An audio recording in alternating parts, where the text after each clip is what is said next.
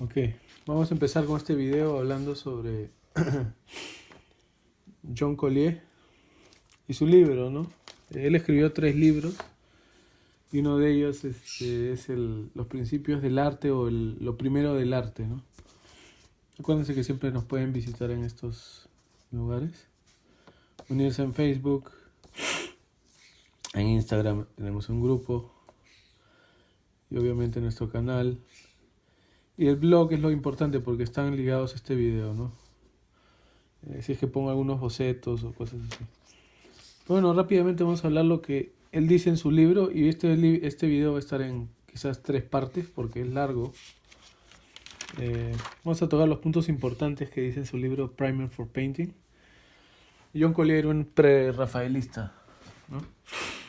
Acuérdense que pre-rafaelismo significa simplemente todo antes de Rafael, todo arte que existía antes de Rafael y todo arte después, ¿no? Ellos salen por aquí, más adelante.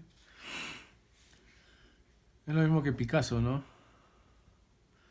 Después de Picasso el arte cambia. No quiere decir que estos son los únicos artistas que hacían eso, ¿no? Pero realmente son como representativos, ¿no?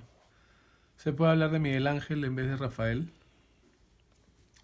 porque Rafael tuvo influencias de él, pero realmente él sintetiza todas las ideas de esa época.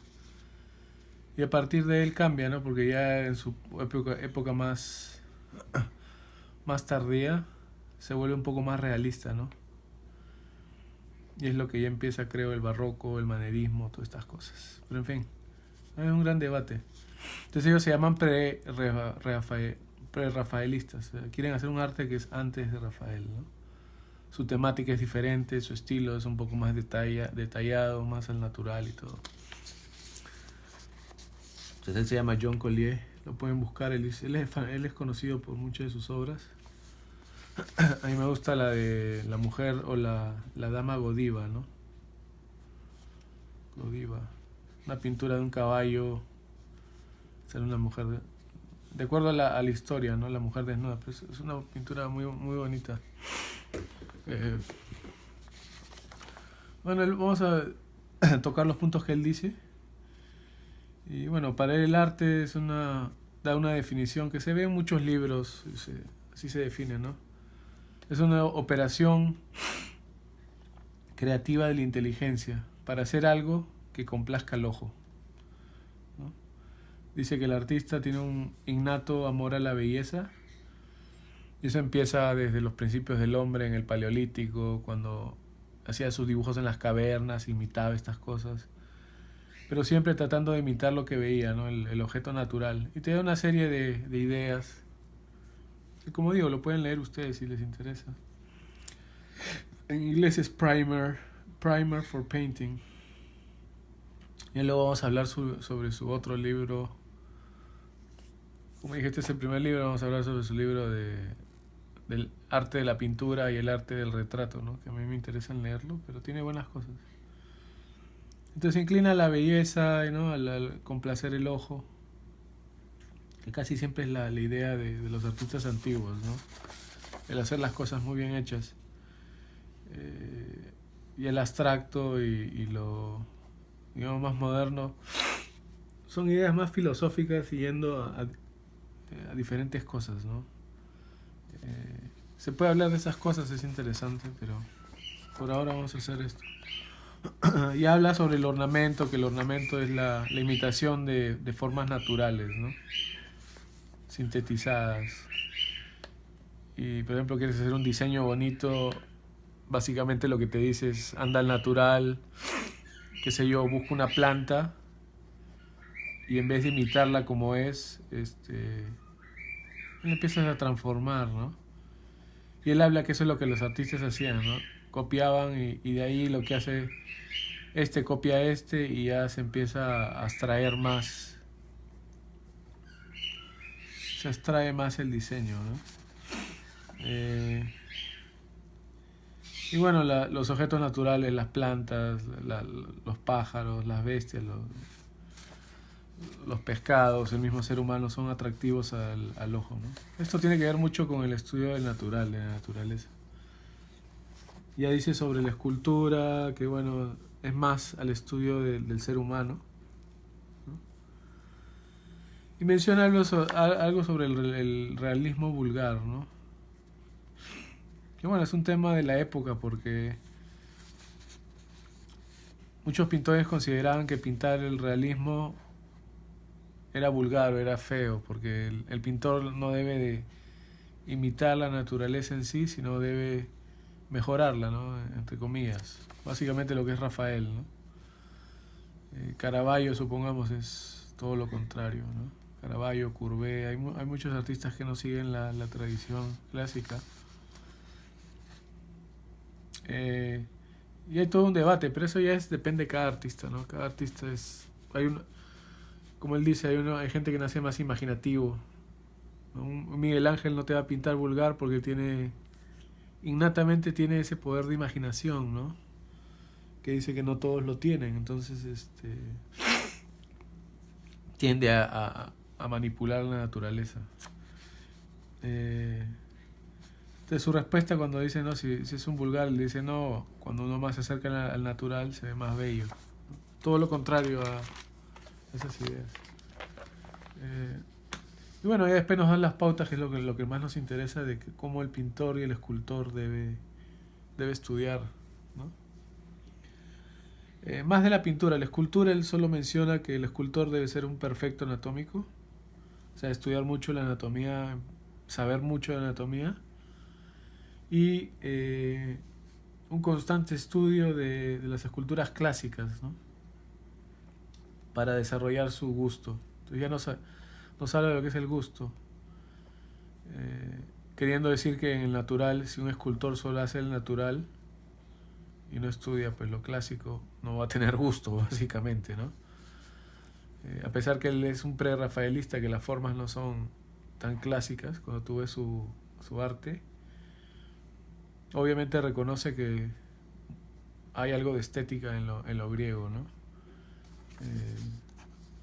Uno que es totalmente verista o realista dirá, en lo griego no hay valor estético, es todo falso, ¿no? Eso le recomienda al escultor, ¿no? Ser un experto anatómico y un constante estudio de la arquitectura, de la escultura clásica, ¿no? Pero bueno, cuando concierne a la práctica de la pintura, dice que el pintor tiene que, lo primero que todo, aprender a imitar la naturaleza.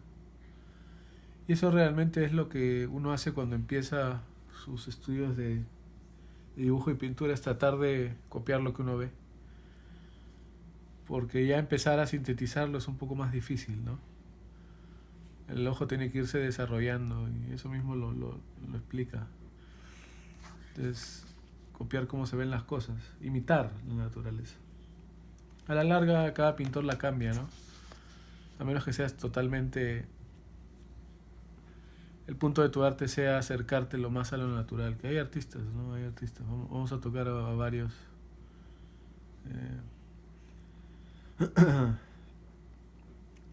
Y bueno, divide en lo que es la línea o el outline, ¿no? La sombra y la luz, el color y la surface o la textura, la superficie. Y todos ¿cómo se llama? Los bordes tienen, pues, forman una figura, ¿no? En la pintura hay un debate si es que hay líneas en la naturaleza o no. Y eso depende de la escuela que tú te sometas, ¿no? Ya, por ejemplo, si mencionamos a Leonardo, que al principio él empieza con la línea, porque es un dibujante, ya cuando aprende el esfumato y dice en la naturaleza no hay líneas, su trabajo se hace más a la atmósfera, ¿no? Lo que hacía, por ejemplo, Velázquez, ¿no? Se vuelve más atmosférico porque ya no persigue el dibujo de por sí, que es algo mental, sino trata de imitar los efectos, ¿no? De la naturaleza. Pero antes de hacer esto, pues tienes que dominar bien el dibujo, pienso yo, porque si vas a empezar así, hay pintores que empiezan así, no ponen líneas y Se hace todo un desorden. A mí no me gusta así. Yo creo que hay una transición entre aprender la línea y hacerlo más atmosférico, ¿no? No quiere decir que no puedas pintar así. Es todo puntos de vista, ¿no? Pero él dice, bueno, la línea, lo que pasa con la línea, eso es lo que nos dice, que la línea simplemente es una idea que el pintor, el dibujante usa para representar las cosas. Porque hablando técnicamente, si tú agarras por ejemplo un objeto, ese es el objeto que tenía, el objeto tiene forma y alrededor del objeto hay aire. Entonces tú para poder verlo necesitas no solamente la forma, pero el aire que lo rodea, ¿no? Entonces cuando uno dibuja o delinea esto, no solamente estás dibujando el objeto, sino el aire, ¿no? Justo en el medio existe la línea. Y la línea no tiene grosor, no tiene nada, simplemente es una idea, ¿no? Y eso se habla en Euclides, en lo que te entiende Euclides, y él mismo lo dice. La primera definición de Euclides es una línea que no tiene grosor, ¿no? Ni existencia, solamente es un concepto mental. Por eso que cuando se dibuja en la perspectiva se hace todo transparente, ¿no? Porque la línea en realidad no existe. Es cuando ya empiezas a sombrear y ese objeto empieza a agarrar un poco más de realidad, ¿no? Y en la pintura llega a desaparecer la línea. A menos que sea muy decorativo, ¿no? Paul Gauguin, Mucha. ¿Cuántos artistas en el mismo mural la línea es importante para que lea de lejos, ¿no? Depende de tu arte, ¿no? Pero la línea en realidad en lo representativo no existe, solo es mental, solo nos sirve para dibujar, ¿no? Es una línea euclidiana, una línea geométrica. Muchos no saben eso. Vamos a abrir un folder sobre geometría o vamos a explicar algo, ¿no? Habrán algunos libros que recomiende. Porque la geometría es buena saberla. Entonces él dice, lo que tiene que hacer el pintor primero es aprender a delinear o el outline. Outline es simplemente la línea que va alrededor del objeto. Antes de luz y sombra, ¿no? Y hay libros de bastantes autores que dicen eso. Entonces, por ejemplo, si yo voy a dibujar, haremos otro objeto, ¿no? No sé si se aprecia ahí. Ya, si voy a dibujar pues cuando estoy practicando o dibuje, quiero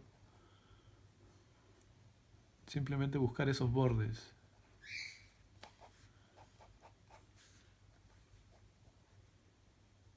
¿no? Delinear. Y por ejemplo puedes variar la línea, eso habla que a veces la línea se varía porque si ya se sacó oscuro, estás representando que de repente el fondo de atrás es oscuro, ¿no? En vez de tirar un fondo, tú nada más lo representas con la línea dura. Ese es un dibujo más sofisticado. Acá por ejemplo adentro es oscuro, entonces puedo agarrar puedo dibujar normal y acá lo hago más duro, ¿no? Entonces dice representa con líneas, ¿no? Antes de la luz y la sombra. Es un buen entrenamiento hacer eso, ¿no? Y bueno, te da unas pautas, lo que siempre casi se dice en el entrenamiento de la forma que se entrenaba. Empieza dibujando el estampa, from the flat, o sea, lo plano. ¿Por qué? Porque dice que cuando uno recién empieza a dibujar del natural, es difícil tratar de poner líneas, porque como no existen como un concepto mental, y tampoco nuestro ojo está entrenado, no vas a agarrar eso bien, ¿no? Entonces por eso se copiaban las estampas.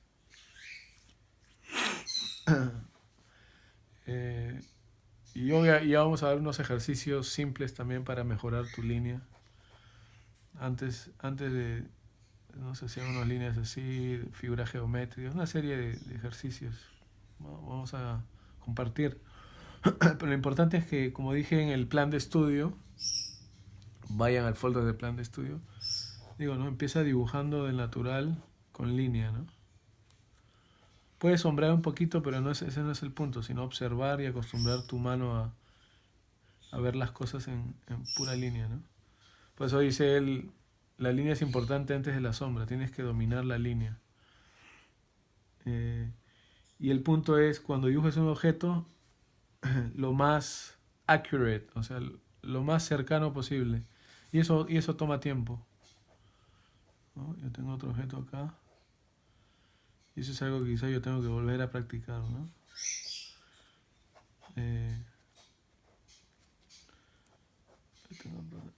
Solo la línea, ¿no? Y lo más cercano posible, obviamente, a las proporciones, a cómo se ve. Y hasta otros pintores te dicen, ¿no? Si no te sale correcto, bórralo y vuélvelo a hacer hasta que esté bien hecho, ¿no? Pero eso es cuestión de práctica, porque si no has dibujado del natural antes y más has dibujado de fotos, va a tomar un tiempo que tu ojo pueda acostumbrarse del natural, ¿no? Por eso a veces yo recomiendo empezar de fotos, que es lo mismo que empezar de estampa, ¿no? Bueno, no es lo mismo, porque las estampas te enseñan líneas, te enseñan pues a cómo sombrear, ¿no? Por eso que ahí recomendé ese libro de dibujar manos, pero ese tiene otro propósito. Pero estampa significa cualquier dibujo ¿no? de grabados. Ya en las escuelas pues les daban pautas, ¿no? Empiecen dibujando curvas y objetos simples, que vamos a dar unos ejercicios. Pero en realidad es bueno, vete a los grabados antiguos, quizás si quieres los cómics, pero los cómics no tienen mucho que ver. Pero entrenar el dibujo, ¿no? De lo plano, ¿no? Él dice, apenas puedas superar, tener un buen dominio de la línea, y ya empieza a más tardar a empezar a observar las cosas, ¿no? Siguiendo con la línea, pero ya en 3 dimensiones, ¿no? Porque ya aquí la línea en la estampa es básicamente plana porque estás dibujando algo plano, ¿no? Cualquier cosa que estés dibujando de esas estampas. Ahí tenemos una colección de estampas también de bastantes épocas, ¿no? Y sí, son un poco difíciles porque empiezan con narices, bocas. Pero si tienes un buen nivel de dibujo, lo puedes hacer, ¿no? Tiene un propósito realmente esas estampas, ¿no? Porque ya se puede, creo que ya lo expliqué en el otro video. Pero bueno, empiezas con estampas y ya luego a dibujar objetos simples, en línea. Porque ya cuando dibujas en la realidad, la línea es diferente, ¿no? Ya se vuelve más tridimensional. Porque ya estás tratando de captar ese cambio de luz o ese volumen en simplemente línea, ¿no? ¿Y para qué es ese entrenamiento? No sé cuánto estamos, 18. Para que te acostumbres a bocetear, ¿no? Ya en la práctica, cuando eres un pintor o un dibujante ya un poco más experimentado, tienes siempre tus bocetos, te paras y boceteas algo, y la mejor forma de representarlo es con línea, ¿no? Dibujo algo, un árbol, algo, una persona, un preboceto antes de hacer digamos, un desnudo o un retrato, ¿no? Boceteas rápido, estudias y tienes esa capacidad de captar algo rápido por medio de la línea, ¿no? Como un poco sombreado, ¿no? No vas a estar horas de horas ahí. Eso es diferente, ¿no? Entonces, esa práctica de dibujar de línea te ayuda a dibujar rápido, ¿no? A delinear, ¿no? Y ya luego dice, después de eso, después de lo plano, de las estampas, y luego entras a la línea, objetos simples, poco a poco más complicados, ¿no? Y no estás yendo al caballete, es totalmente diferente, ¿no? Usas simplemente lo puedes hacer con tu lápiz en tu libro de bosquejos, ¿no? Ahí en otra fuente que tengo, igualito, de la escuela italiana, igualito te dan, dice, ¿no? Empieza por objetos simples. Y luego empieza empezar a dibujar de los yesos o de los calcos, ¿no? Las piernas, los torsos. Empiezas por yesos elementales, ¿no? Las esferas, los cubos, todo en blanco, ¿no? Para empezar a aprender a sombrear, como le dice la introducción, de la luz y la sombra, ¿no? Sin un previo dominio de la línea, el sombreado es muy difícil, porque el estudiante tiende a ser muy desordenado, ¿no? No tiene el dominio ese de la mano, que sí que entrenas de la estampa y luego a dibujar simplemente con línea, y ya vamos entrando a todo lo que es los calcos, ¿no? Y los calcos tienen un orden. Uno empieza con las esferas, con los conos, y hay forma de sombrearlos, y ya luego vas entrando a lo más difícil, ¿no? Las piernas, los torsos, todas estas cosas, ¿no? Pero es lo que recomienda después, ¿no? Ya una vez que has dominado la línea, entras al estudio de la luz y la sombra, ¿no? Algo que recalcó es, por ejemplo, que cuando un objeto está iluminado, eso me gustó, eso yo no sabía, por ejemplo. Cuando un objeto está iluminado, digamos un cubo, lo tienes iluminado, depende de la luz, obviamente. A veces, por ejemplo, el objeto ha sido iluminado con mucha intensidad, ¿no? Por ejemplo, tiene mucha luz acá en este plano, y la sombra, pues, de repente es dos veces, perdón, la luz es dos veces, como es intensa, es dos veces más, tiene más intensidad que una sombra, ¿no? Hay casos que la luz es bien tenue y el cambio no es un cambio, no es un cambio muy brusco, ¿no? Entre una luz intensa y una luz suave. O a veces el objeto, por ejemplo, en una mano, y eso es lo que él explica, la luz te cae, pero hay partes que son más intensas, hay partes que la luz no es tan intensa, ¿no? Entonces, estar siempre muy atento a... Eso es cuando ya entras a sombrear, ¿no? Qué tan intenso está la luz de la sombra para dar diferentes efectos, ¿no? Eso, por ejemplo, es algo que no sabía. Y bueno, se puede aprender. Y también dice, bueno, cuando entres al estudio de la textura, que ya es, por ejemplo, cosas que tienen pelos o qué sé yo, la ropa, diferentes tipos de telas, ¿no? Ya esa práctica de la que has adquirido del yeso, ¿no? Eso de estar enfrente de tantos calcos, te ayuda a diferenciar esas cosas, ¿no? Y para sombrear, si quieres sombrear, ya has dibujado tu calco, que es, no sé, un pie. Y el estudio de la escultura, de las esculturas, esto es preferible tener los yesos, ¿no? Y son un poco caros, ¿no? Y de una manera yo agarraba y he usado objetos de plástico y los puedes pintar en blanco, ¿no?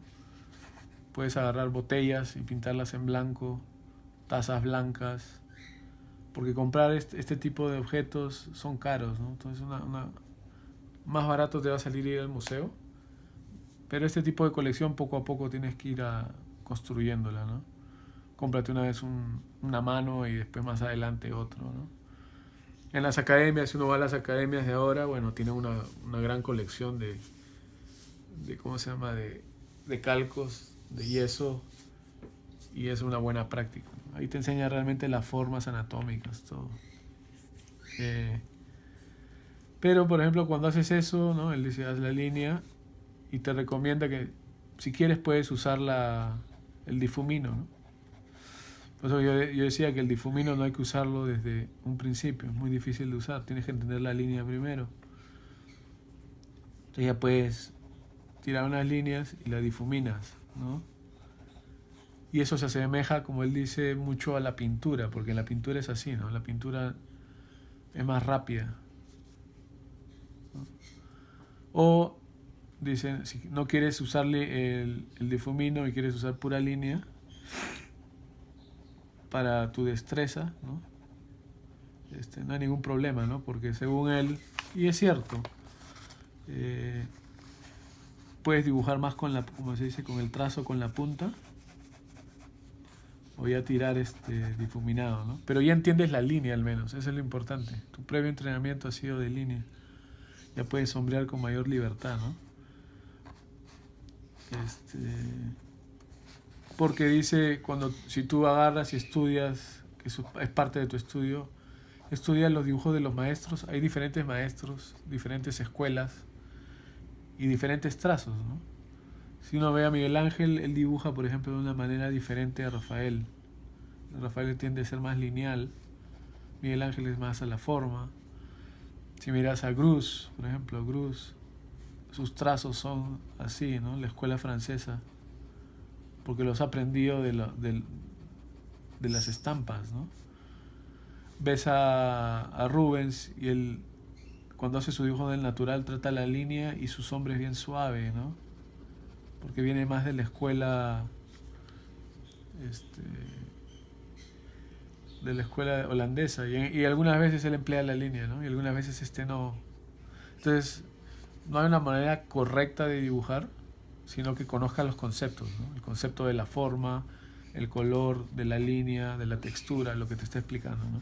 Ya cada autor, cada pintor, cada dibujante tiene su manera de dibujar, ¿no? Y bueno, cuando empieces el estudio de la sombra, recomienda que uses el charcoal o el carbón, ¿no? Que es el medio por excelencia, ¿no? El lápiz es bueno más para la línea. Lápiz, la pluma.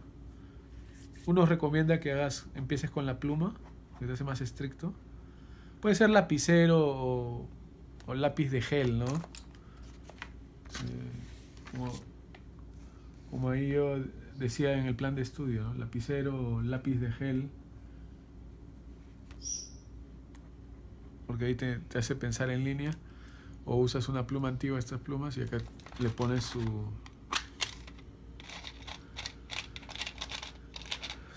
¿cómo se llama? Su nib, se lo pones y lo remojas en la tinta y eres más meticuloso, ¿no? En los ejercicios, vamos a hacer unos ejercicios, en los ejercicios que digo vamos a tocar unos con la pluma, ¿no? Si quieres meterte en la caligrafía, lo que se llama línea de caligrafía, ¿no? Entonces, lapicero, luego podrías pasar al lápiz y después del lápiz ya el carbón, ¿no? Que tienes más control lineal, no se hace tan cochino, ¿no? Pues depende de ti, ¿no? Pero es más cuando estudias la luz y la sombra.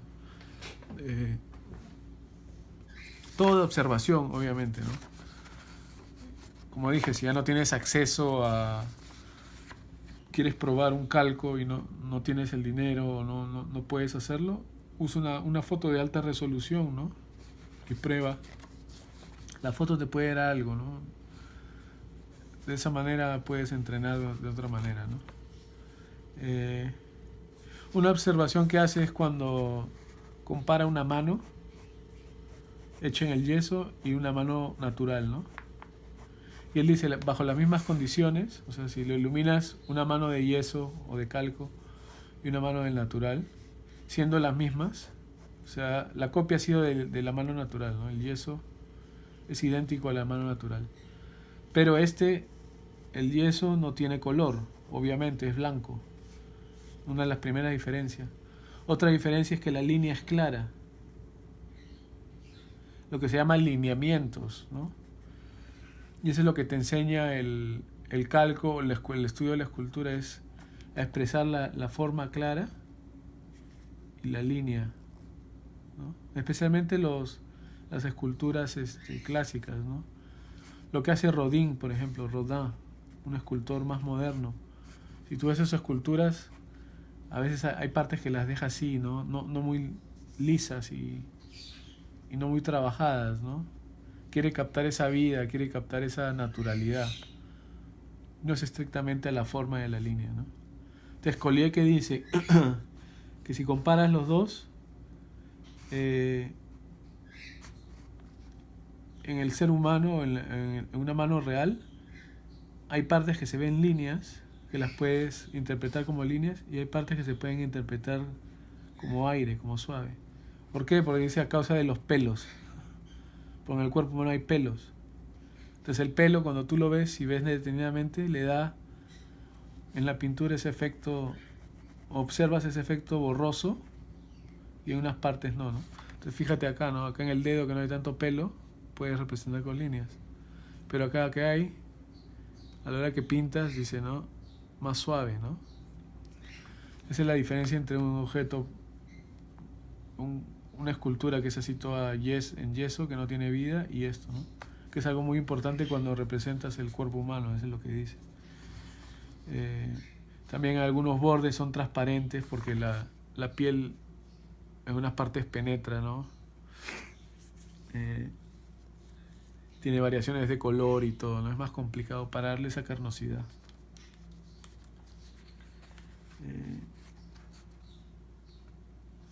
Y bueno, termina con, al menos hasta donde esta sección abarca que estamos explicando, que si un dibujante dibuja bien la figura humana, puede dibujar cualquier cosa, ¿no? Por eso se entrenaba mucho de la figura humana, ¿no? Pero como y ya bueno, ya seguiremos diciendo en el otro video porque ya después qué es lo que sigue, ¿no? Pero para dibujar una figura humana, por eso que se dan esos pasos, ¿no? Empiezas por esos calcos de narices, perdón, esas estampas, narices. Dibujas del natural cosas simples en línea, ya entras a las formas que son geométricas y sombreadas, y ya entras a las partes, pero en yeso, que es más fácil que dibujar un humano en vida, ¿no? Y al final, como él recomienda, ya vas al modelo, ¿no? Del natural. Que ese era el progreso casi de todas las academias. Ahora casi se sigue, pero es un poco diferente, ¿no? No se le da mucha importancia a la línea, ¿no? O dibujar objetos cualquiera. Eso, por ejemplo, no se ha visto, ¿no? Ya seguiremos la segunda parte diciendo qué es lo que se hace. Pero como recomendaba en el plan de estudio, ¿no? Si no lo has visto, andate al video plan de estudio, donde yo te recomiendo a la vez libros. Porque si tú dibujas sin saber la estructura, sin saber concebir, también se te complica, ¿no? Pero así es como uno puede ir subiendo de nivel y mejorando su vista y su sensibilidad. Yo voy a hacer demostraciones de dibujar del natural, en los conceptos que él dice, ¿no? Con pura línea. Y entraremos a hacer... Y justamente yo también tengo que practicar más esos conceptos, practicar más la luz y todo, ¿no? Pero bueno, ya hablaremos de la segunda parte de este libro y eventualmente de su libro de retrato y de su libro de pintura, ¿no? Pero ahí está. Gracias.